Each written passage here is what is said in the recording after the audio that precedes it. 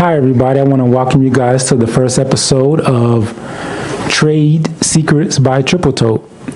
We're a show designed to give you the inside scoop on how successful entrepreneurs and people with ideas bring them to life.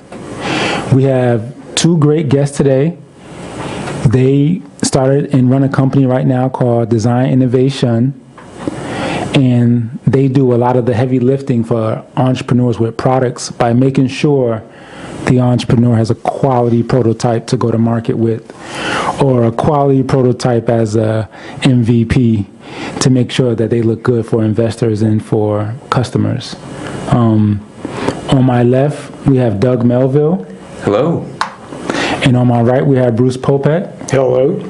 These guys, full disclosure, have helped me out tremendously. They were the designers of the original Triple Tote. They helped me get a minimal viable product, and they helped me market my product, which is very helpful. So I want to bring them to the show so that you guys can get the insights on what it takes to take your idea from a drawing or an idea in your head to something you can actually have as a tangible thing. The first thing I want to do, though, is go back to these guys' origin story and let them tell you what they did before they opened Design Innovations. Let's start with you, Doug.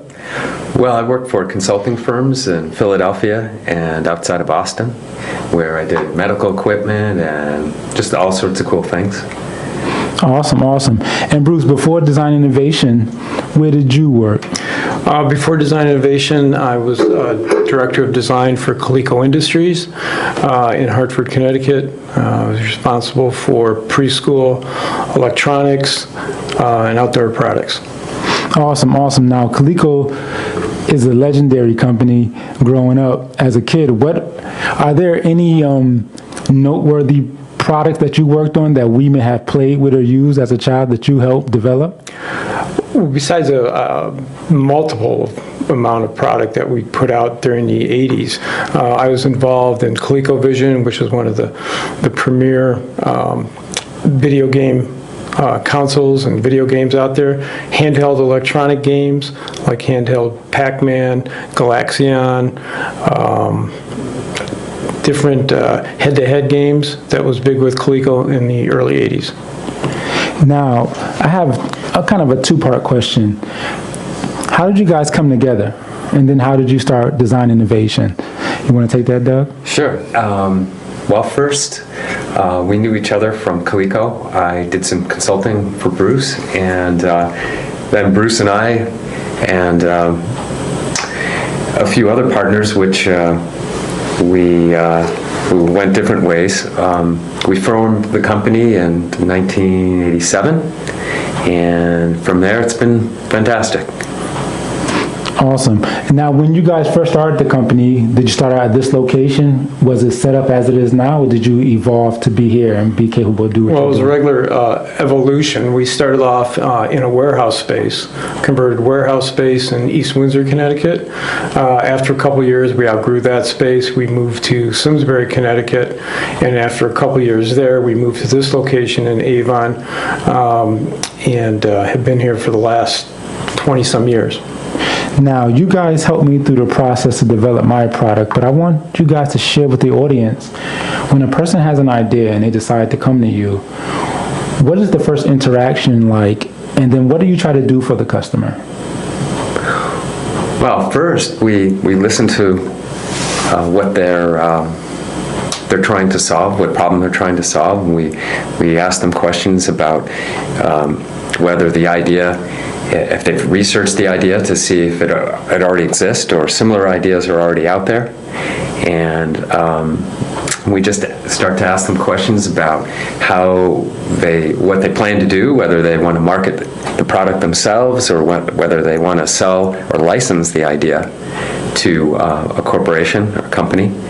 And that sets the stage for how thoroughly we design the product. If they're going to sell the concept, then we take a little bit of if they're going to sell the concept to a corporation, we try to put together a product and presentation that is cost effective, because there's maybe a chance that the idea may never reach production, so we tend to not bring it to full production stage. We do it more as a prototype, and we start with concept sketches, and we like to review with the client in person some of the sketches as we discuss things to see their response, to see if they're interested in moving in a particular direction. Because what we don't want to do is to go too far away from the original idea, and we want to try to get their input to build that idea stronger so that everybody's on board.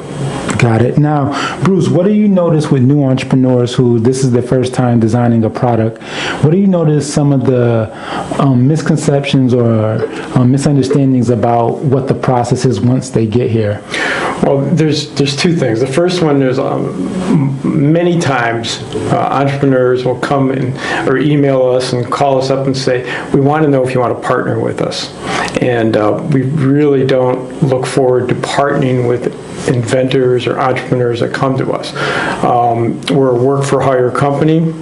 We charge a fair hourly rate for our time, for our employees' times, and also for the materials.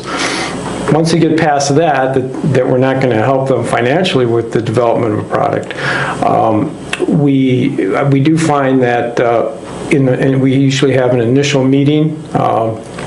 Like Doug said, we sit down with them and we find out as much as possible. During that initial meeting, we'll throw some numbers out, some dollars and cent numbers at them, and let them know this is what it's going to take to bring this product or this idea of yours to a certain level, whether it's for presentation, for royalties and selling to another company, or whether it's to production.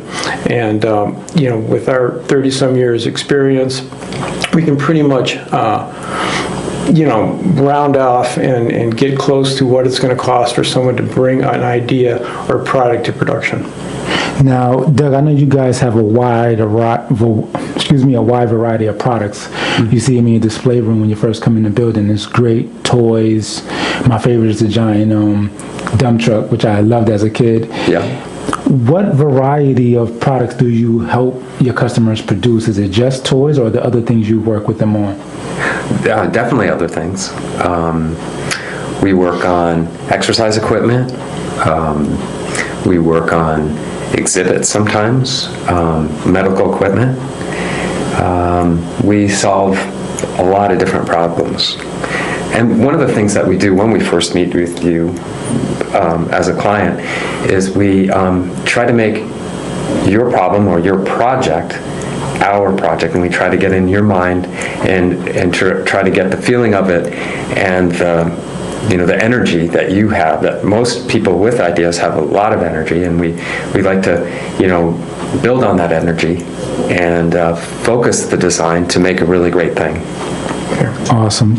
And Bruce, the one question that I was curious about is, once you guys help entrepreneurs and they do go out, do you have, or are you able to share with us maybe some of the products you've worked on that have been able to hit the mainstream market that our audience may be aware of? Well, working with entrepreneurs, and Doug could probably, he has probably the most successful one, I think, to date, which was Bebo, which was a cocktail mixing machine, drink maker, that we worked with from with a marketing person who had an idea, and we developed it all the way through to production, and it's now in the marketplace. I've also worked directly with a couple out of Indiana who have an idea, or had an idea for a play and development rattle. Rattles are a dime a dozen out in the marketplace, but they were very specific of what they wanted to do. Their background in child development was very helpful, and they had a unique way that they felt they could market it. And that product for a rattle is just an incredible success. The company is called Smart Noggin. And they've been in business now for about 6 years selling the product.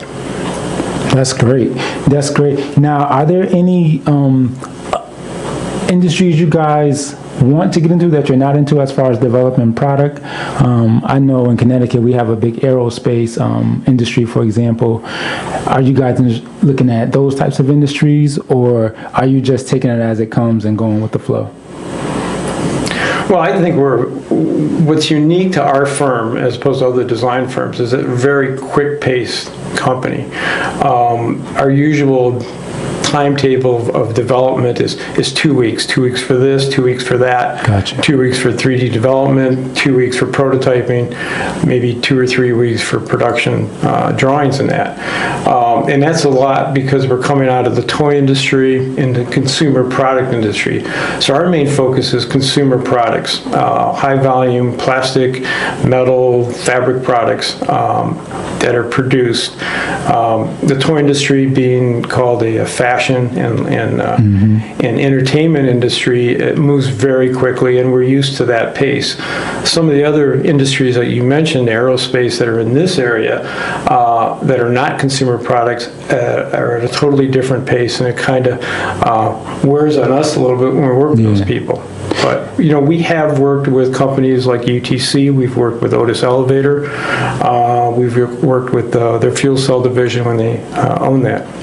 Now, when it comes to technology, speaking of how fast things move, technology in of itself has evolved quickly, and it's made it so that even a teenage kid in his garage could have a 3D printer. Mm-hmm. When you guys first started working with the toy companies, before starting even design innovations, what have you seen as the difference in how samples and products are produced today versus how they were when you guys started? Well, I think the main thing is that there was a time where we used to make things by hand, and it was a long process. A model could be very complex and take a lot of time to build, like weeks. Mm-hmm. And after you built that model, you'd quickly want to reevaluate it and rebuild it, and that would take another 2 weeks. So really what happens now is that because we're using CAD, we can evaluate it really thoroughly ahead of time, then we can print it, and a lot of times it comes out pretty good without a lot of changes. But if we do have to make changes, let's say we decide, well, we don't want to take that approach, to reevaluate and modify it takes a whole lot less time. It takes 3 to 4 days, and then of course it's another, say, week to prototype it, but it's not a month-long process. It's more like a couple weeks. Gotcha. And in a lot of cases, we can do a small project that's fairly complex, that has simple electronics in it, and housings and buttons and lights and sounds, and we can do that in about a week in some cases. Yeah, I noticed that when I was doing my product, you guys made the great prototype for me to use to talk to potential investors, potential licensees of the product, and potential manufacturers of the product. Most people don't understand when they enter the space of entrepreneurship how much time is needed to market the product. A lot of times we think, and I know even I thought this, that hey, once I got the product, it should be off to the races. But then I find out quickly that marketing is the majority of what I'm doing, whether it's going to a networking event, introducing myself, or putting stuff on social media, or making cold calls, or going door to door. Like all these things I've done. And I find that when I myself run into new entrepreneurs with products, they also feel like I felt like once I get the product made, it's off to the races. Like, what have you guys seen when it comes to that? It can take years.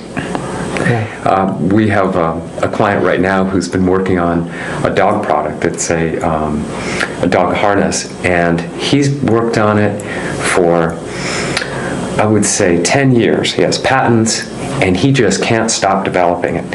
He just wants to move.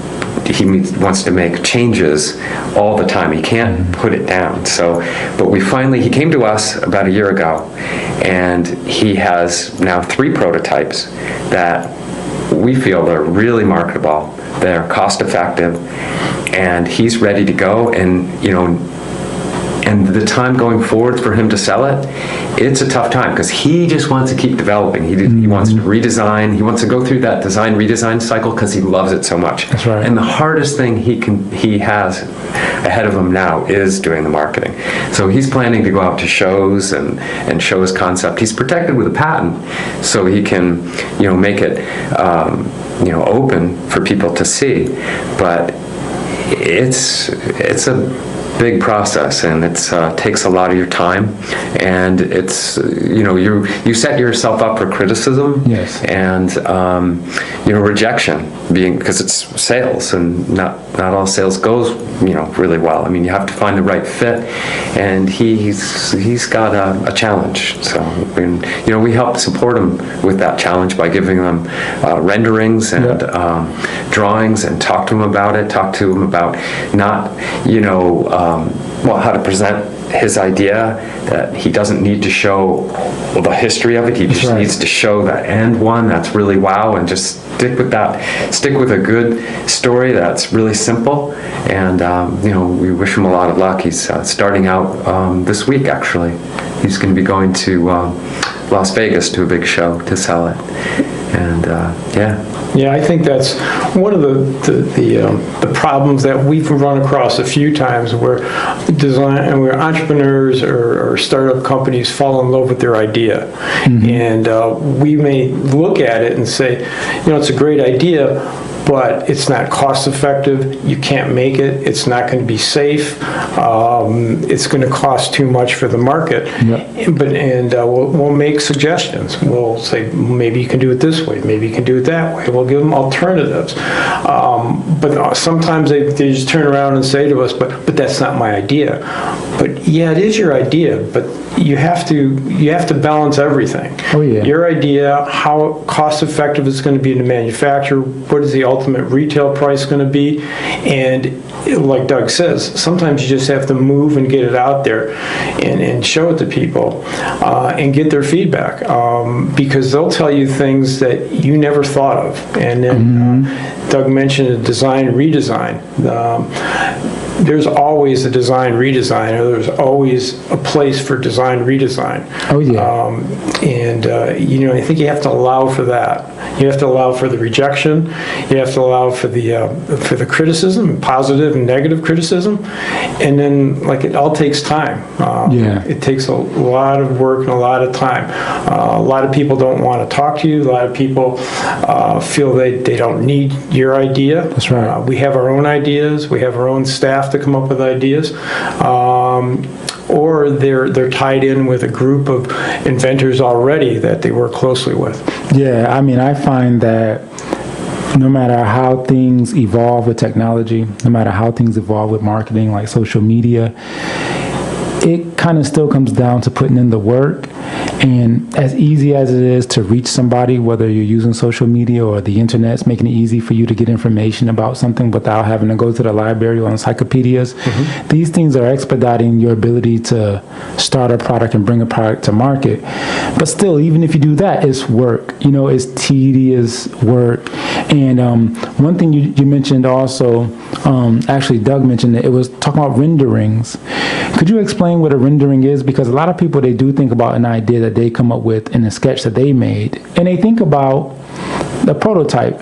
But in between that, I know a rendering can also add a lot of value to a presentation, because it allows you to get that middle step without using so many resources, but you can really unfold an idea in renderings. Could you explain what renderings are? Well, rendering is basically, in our industry, in the design industry, is a colored presentation of your idea. And it's evolved over the years. They used to be marker renderings. And renderings are usually an evolution of black and white sketches that we normally do in our office. That we'll do black and white concept sketches. As Doug mentioned, we'll sit down with the clients. We'll talk to them. What do you like? What don't you like? And we'll show them ideas that we have that can enhance their original concept. We'll put into that rendering the reality of what it might take to make it, the type of materials or processes that would make it suitable for the marketplace.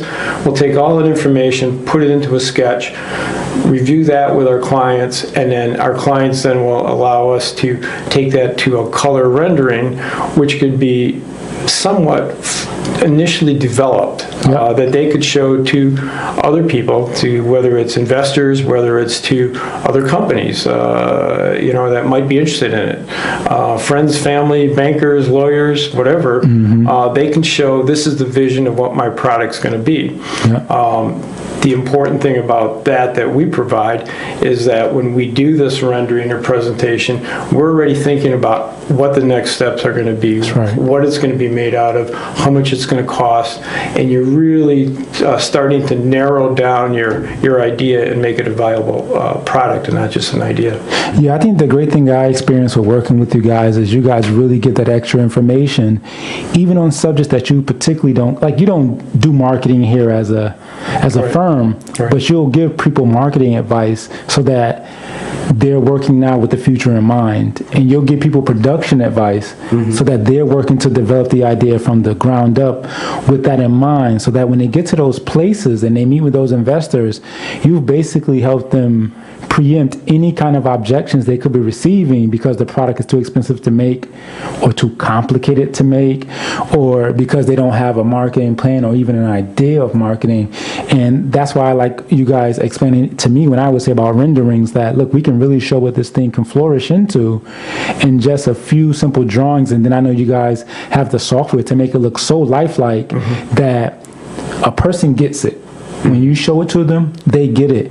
And it was important for me with my experience with you, because when I would go into rooms with, chiefs of marketing or, directors of marketing for a company, you may think because this person's in marketing all the time, they're conceptual.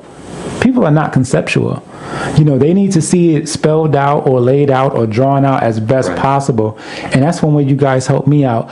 And I remember you guys actually assisted me to a meeting with a potential partner, and he had been in the business for a number of years, 20, maybe 30 years. They had been doing infomercials and bringing products through the infomercial channel. And he said they used to take renderings on a napkin, like an ink-drawn picture on a napkin. Sketch, yeah. Yep. And then now with CAD and with the abilities of technology, even a kid in high school can put together a real solid rendering if he tries, that can really go that extra step toward polishing his presentation. So like I said, you guys with those renderings along with the minimal viable product, it really helped me out in my process of bringing it. Well, I think what's key, and I think you're absolutely right, there's kids out there in high school who can put together fantastic looking digital imagery of what a product could be. There's kids and people with 3D printers, but it's really not the flash that's going to get your product into production as much as it's going to be the information and thought behind it. Exactly. And by coming to a design firm like us, or a firm that has as much experience as we have, we can give you those insights and we could pass along our knowledge. Design is an evolutionary thing, and from the time the client tells us what their idea is to the time that maybe first concept sketch or first rendering or first prototype is could be quite different than what the client had in mind. The same concept, but different what they envisioned in their own mind. 100%. So I definitely want to thank you guys for being the first guest on my podcast. Thank you. Trade Secrets by Triple Toe. And Doug, could you please tell the audience where they can reach you or where they can find you if they want to contact you because they have an idea? Oh, sure. You can reach us online at designii.com. And go to our website and check us out there. And there's an info tab you can click on and contact us that way. Or you can call us at 860-409-7494 and ask for Doug or Bruce. Thank you so much. I do want to say for this podcast, Trade Secrets, that I want to make sure I give you the most useful and actionable information possible. So when this is released, there will be links, of course, in every description for you to connect with design, innovation, and everything that we discuss, renderings and things of that nature. I'll put those links in there also, connection to design innovation site so you can see what those things look like. That way you just get a thorough understanding of the process, and it can really add a lot of texture to what you're doing. And these guys are so helpful that they can really help move your business along. I want to thank you too for being the first guest on the podcast, and I look forward to keep working with you. Yeah, good luck. It's exciting. Great. It's fun. Thanks. Thank All right. you.